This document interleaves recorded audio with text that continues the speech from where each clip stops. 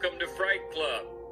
First rule of Fright Club, you do talk about Fright Club.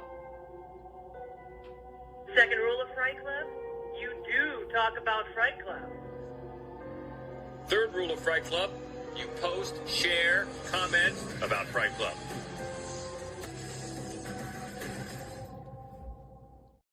And welcome into Fright Club. She is Hope Madden. He's George Wolf. And we're from MaddWolf.com. Special spotlight episode. We're just talking about one movie tonight for a good reason. Maybe two.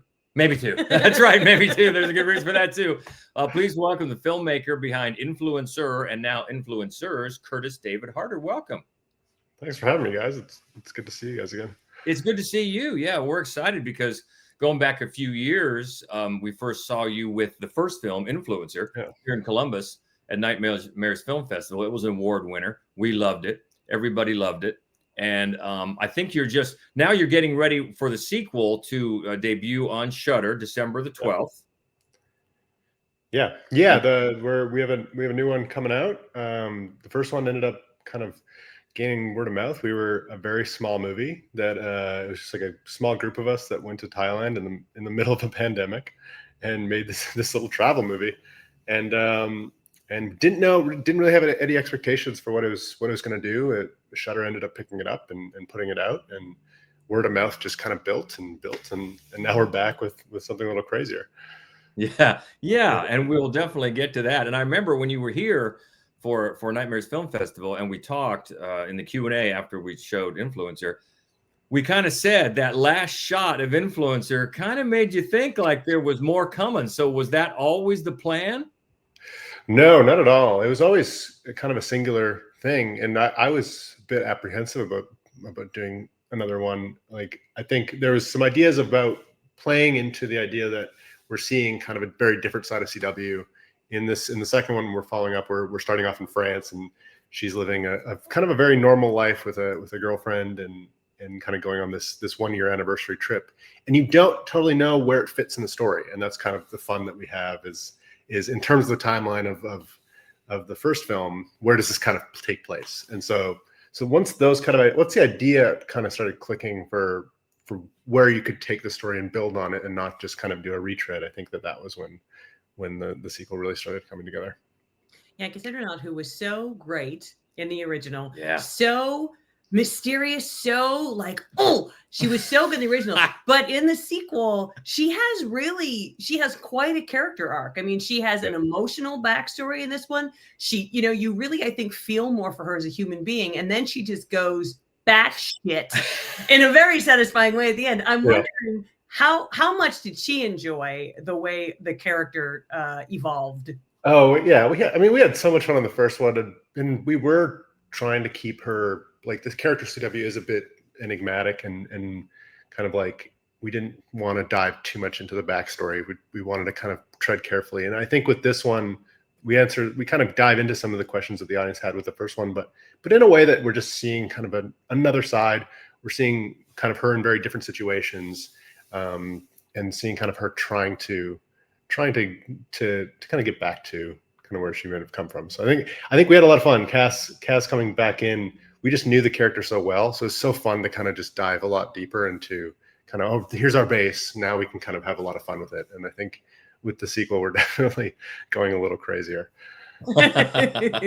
Now, was Shudder more involved with this one from the beginning? Once they got involved with the first one, Influencer? Yeah, they picked up the first one after we'd shot it. And with this one, they were kind of integral. They read the very first kind of. What happened was I kind of, when that idea stuck of kind of this kind of seeing this different lifestyle of her, I wrote the first 30 pages in like a couple days and sent it over to the whole team, sent it over to Cass, and was like, should I finish this script, and should we go do another one? And that was kind of when the origin of it all kind of started happening. So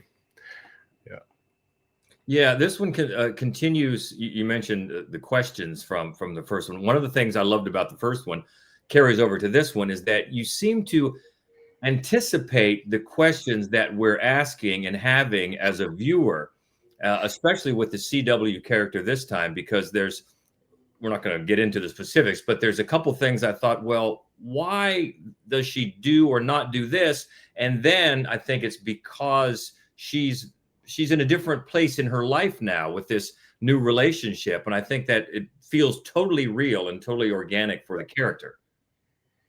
Yeah, I think we're seeing, like I said, it's like we're seeing kind of a very different part of her, and I think that was what was so much fun in terms of kind of building out the character, fleshing out kind of who CW is and how she works, and kind of diving into kind of the motives and stuff. I think that was kind of something that we really toy with with some of the questions that we even ask in the story of kind of playing with those kind of questions that the audience have, and we twist them a little bit.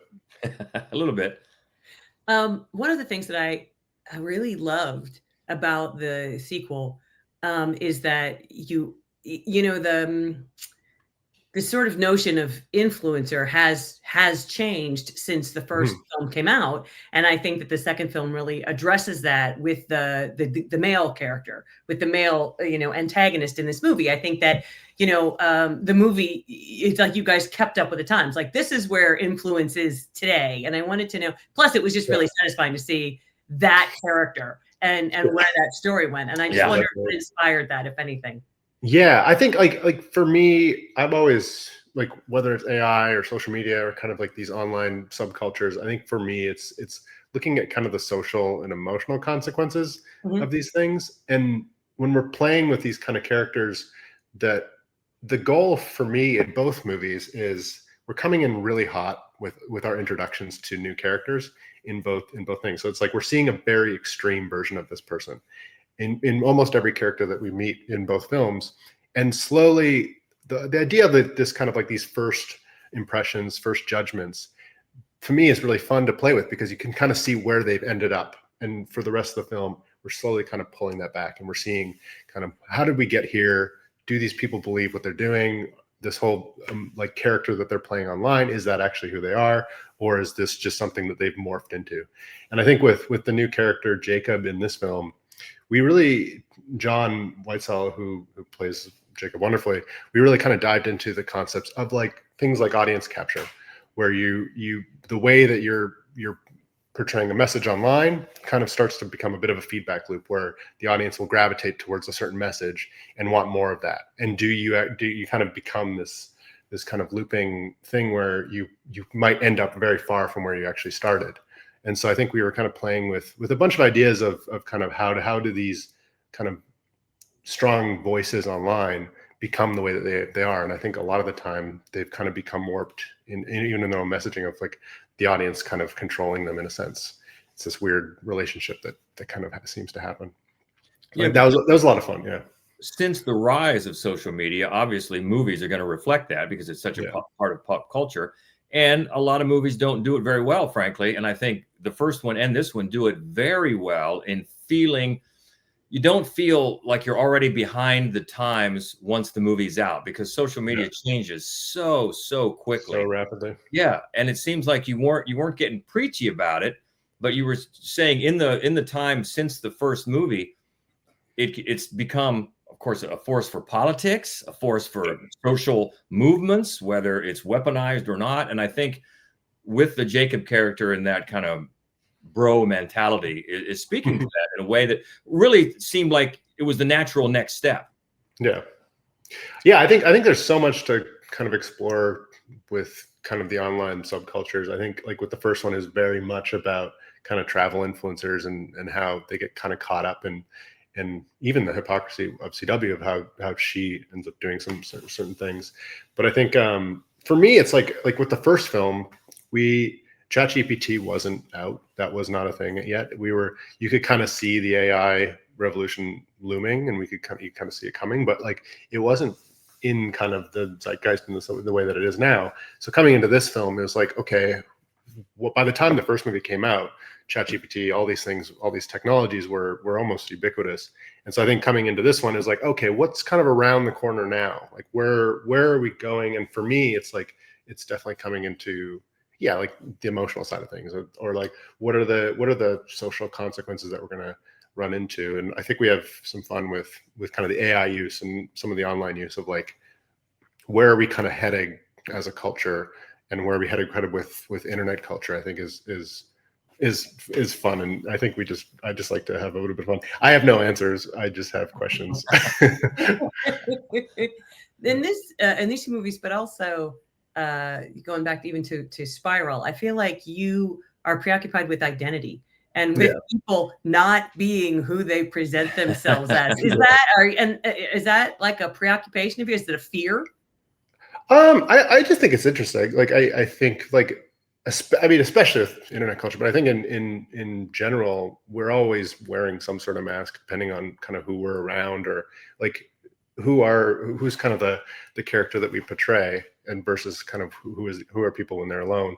I think that to me is just fascinating. I think it's something that I've kind of gravitated towards in general in storytelling, but I think especially with these two, it's like it's very much social media is all about kind of portraying a very certain thing, and so when you kind of get behind that of like who's the person behind it, that can be explored in so many different ways. Like it's so kind of interesting to me of why I find both these films fun, and why it was kind of fun to return and explore some different sides of the internet. But I think one of the things I think is interesting about both these movies, when you think about like an internet movie, or like the locations are fucking crazy. Oh yeah. And especially when you're like, oh, it was just a couple of people and this low budget type movie. Not one frame of Influencer looks like a low budget movie. No. It is so gorgeous. And the second one as well. And I know George, I remember at the QA, George asking you about that. It's almost like you were like, where would I like to go? I'm going to write a movie there. I'd love to go. Yeah. Well, we shot Spiral in the cold Alberta, so in like late fall. Yeah. So Okay.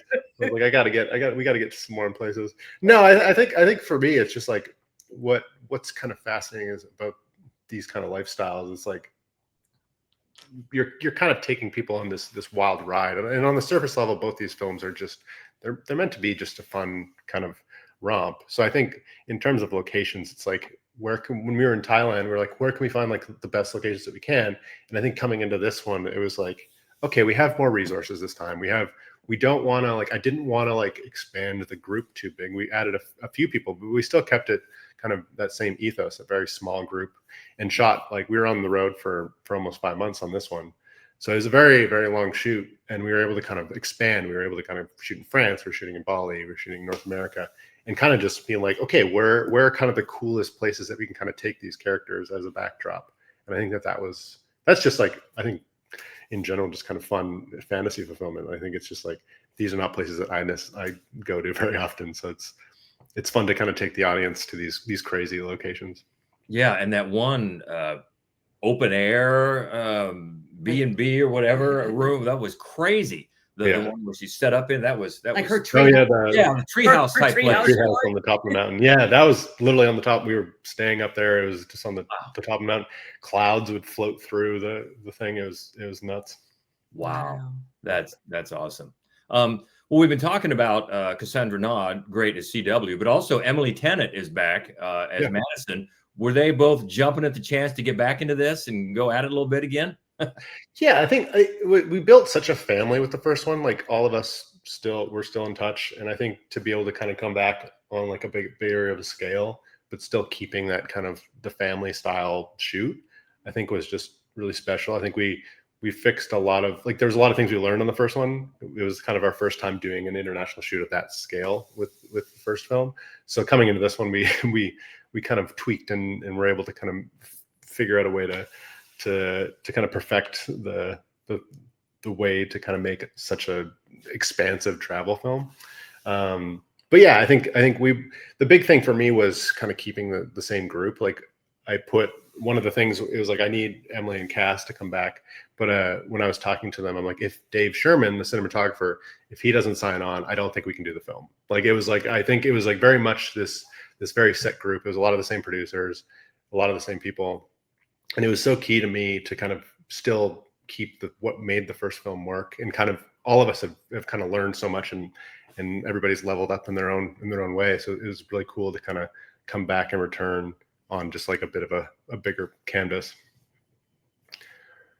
Yeah, that's so true. The cinematography is great in both of them. Oh yeah. And this one feels just like a total just next step. You're in Yeah. the same universe. So yeah, I can definitely see why you would think that. And we get asked a lot when we're reviewing sequels, how important it is to have seen the first one. And I think with this one, I would really encourage people, not that you couldn't appreciate it without seeing the first one, but I would really encourage people to see the first one first. Wouldn't you think that would be beneficial?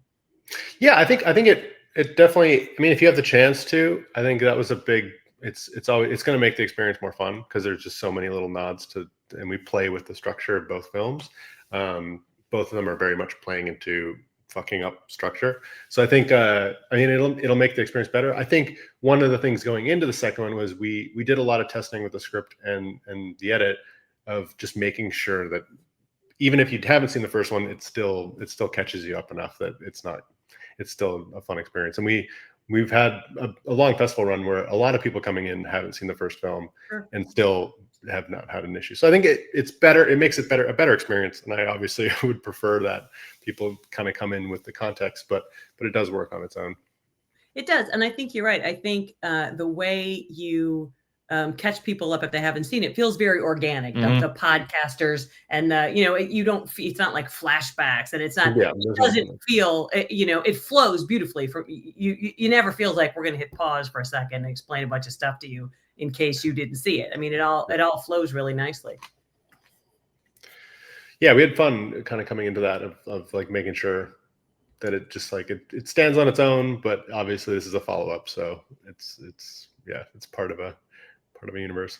And they're both on Shudder, so you just watch them both. Pretty convenient. Yeah. Well, we mentioned earlier about some of the themes you've had in your, because this is your fifth film. Is that correct?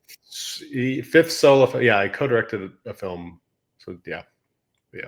So coming up, what are some of your influences? Maybe some of the directors or filmmakers or types of films that you liked coming up to shape your observations. Yeah, I mean, for me personally, I mean, I love kind of filmmakers like Steven Soderbergh or Danny Boyle who kind of do a very broad kind of set of films where they love genre, they do great genre films, but it's kind of like it's a bit of a mix.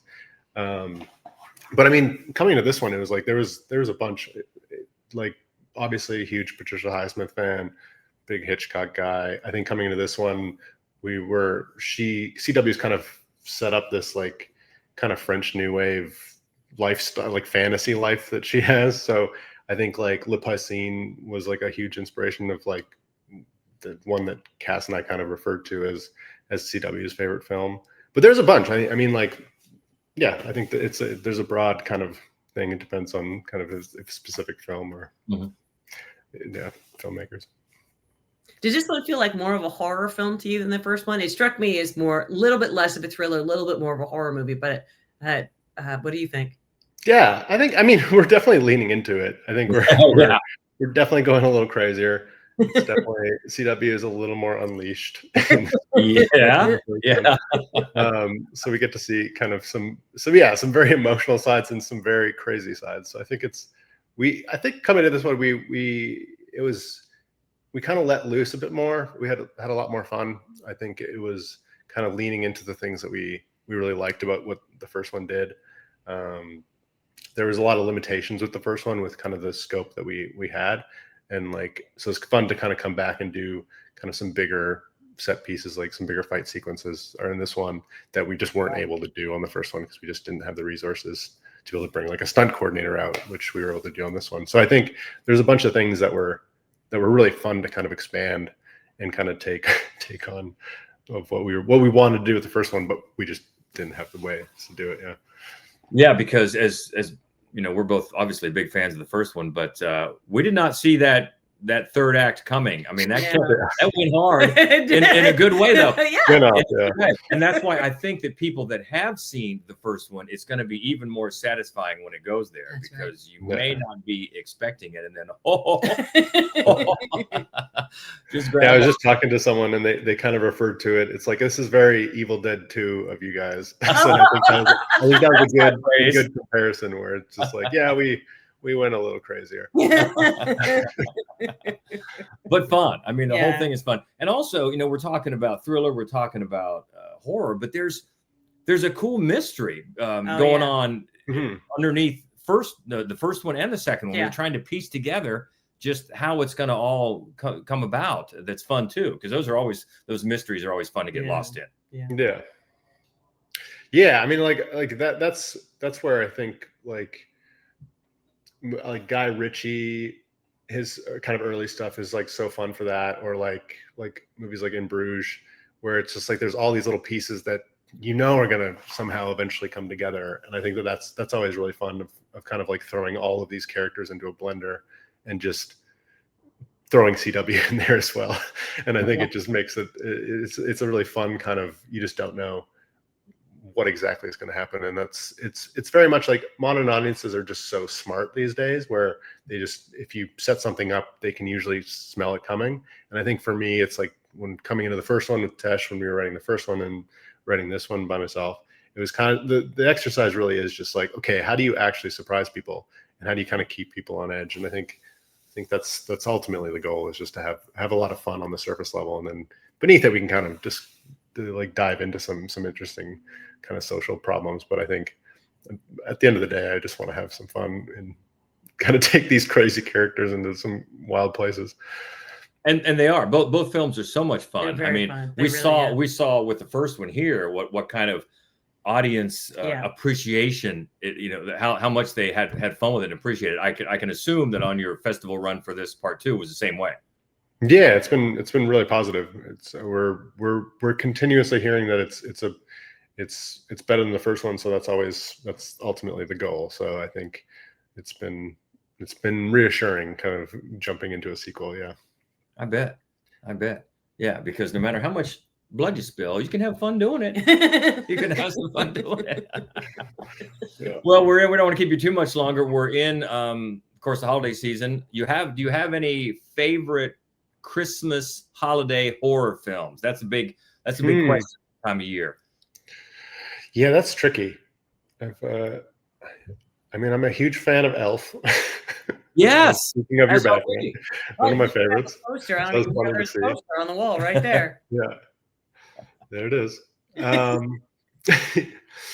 Yeah, I don't know. In terms of Christmas horror films, I feel like I need to do more watching, because I don't know if I've seen enough. But I mean, Die Hard is always a go-to. Like, yeah, speaking my language. It really is. Yeah, I have a poster one of the best Christmas. Yeah, I don't know.